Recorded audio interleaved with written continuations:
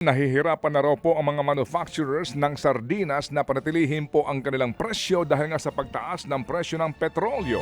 Napaulat nga po na nakikipagpulong ngayon ang DTI sa mga manufacturers para nga talakayin kung dapat na bang magtaas ng presyo nito. Yan nga po'y kahit na sinabi po ng ahensya na walang gagalaw sa presyuhan ng pangunahing bilihin hanggang Mayo 10. Pero dahil nga po sa pagsirit ng presyo ng petrolyo ay lumobo na raw po ang gastusin sa paghuli ng sardinas. Giit pa ng mga manufacturers, matagal na pong hindi gumagalaw ang presyo ng sardinas sa kabila po ng pagtaas ng gastusin sa produksyon noong mga nagdaang taon. Sa ngayon po ay nasa 15 pesos hanggang 21 piso ang suggested retail price ng DTI para sa pinakamaliit na lata ng sardinas. Isolated incident lamang daw ang pagkawala ng kuryente at pagdeklara ng yellow alert sa Luzon at Visayas nitong Huwebes. Sabi po ng Department of Energy, nagkaroon ng issue sa supply ng petrolyo sa isang malaking planta sa Luzon. Nagkaroon lamang daw ng annual supply imbalance ng pumalyang 5 pasilidad, kaya't naapektuhan ang sistema ng Meralco at panandali ang naputol ang kuryente sa ilang bahagi ng Metro Manila.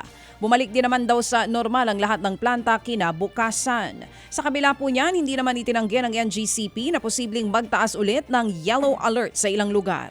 Lalo't sobrang init ng panahon. Naunang sinabi ng NGCP na sa Hunyo pa nito inaasahang magdedeklara ng yellow or red alert. Samantala pa rin pinag-aralan po naman daw ng DOTR at ng LTFRB ang pagbibigay po ng amnestiya sa mga temporary o tempo TNVS drivers. Yan po yung mga driver na kinuha ng mga ride-hailing company kahit na sobra sila sa bilang ng driver at unit. Ayon kay Transportation Secretary Giovanni Lopez, makikipagpulong ang ahensya sa mga transport network company para nga talakayin daw kung paano tutugunan ang issue. Anya, madali lang daw sanang magmulta at magbawi ng prangkisa pero kailangan daw isa alang-alang ang mga drivers na mawawala ng hanap buhay kung ito ay gagawin. Humingi ng pangunawa ang mga manggagawa sa dim sum production ng Kowloon House sa mga franchisee sa gitna po yan ng kanilang pagwewelga. Nagdesisyon ang mga manggagawa na magprotesta laban po sa pambabarat daw sa sweldo ng Katipunan Food Services na siyang may-ari ng Kowloon House. Humirit daw ang mga manggagawa ng 25 pesos na aumento pero hanggang 13 pesos lang ang kayang ibigay ng may-ari sa ngayon. Bagay na ikinagalit ng mga manggagawa lalo't higit 100 piso na raw ang dapat na aumento. Naipon na raw kasi ang aumento sa ilalim ng 4 na wage order na inilabas sa Metro Manila nitong nagdaang 3 taon. Hinikayat ng mga nagwewelga sa Kowloon House sa West Avenue na wag na muna mag-order ang mga franchisee ng dim sum bilang suporta sa kanilang protesta.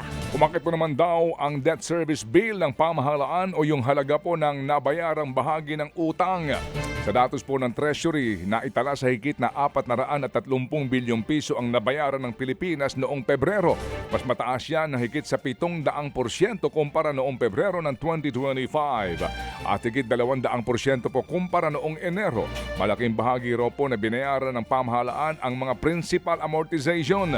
Tumaas daw po na higit sa 10,000% ang principal payment ng gobyerno kumpara sa halagang binabayaran nito noong Pebrero noong nagdaang taon.